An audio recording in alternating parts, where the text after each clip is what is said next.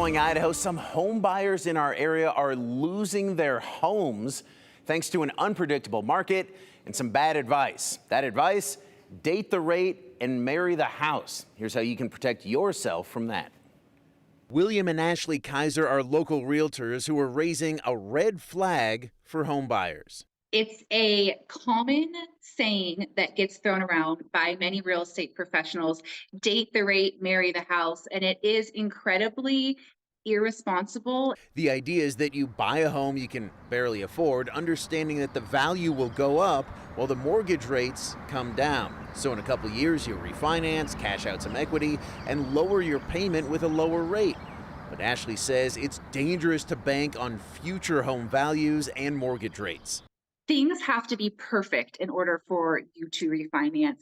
Your house has to be worth more than you owe. Your debt to income ratio has to be the same. Nothing has had to change in your financial situation. Mortgage rates and home values are unpredictable. Rates were supposed to have dropped to 5% by now, and instead they're over 7.5%. So refinancing would actually only increase your house payment significantly. Also, home values have not gone up. They've gone down by 7 to 15%.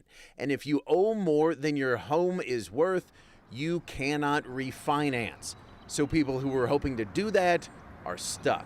Those are the people that are in trouble right now. We're seeing a few short sales come up in our market, which has not been the case in quite some time.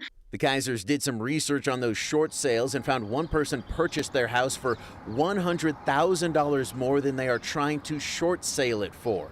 It looks like they had an adjustable rate. Again, rates have spiked, so those folks' payment spiked. And with their home value dropping, they cannot refinance. In turn, they are going to lose their house, which is heartbreaking.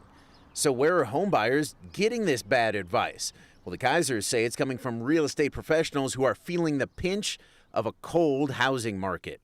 I mean, if they're in a tough position where that financially, where they need the business and they need it, they're not going to do diligence on your behalf like they should. When your back's against the wall and people are hurting, they might make decisions that they wouldn't make in a clear mind. So make sure you are working with people you trust, advocate for yourself, and spend well within your means.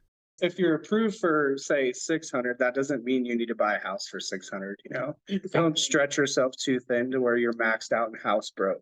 Invest, treat it as a long-term investment. Because even though values are down now in the short term, they are still up in the long term, and they will appreciate again at some point. If you're looking for a specific number to buy at, try the median price in the market.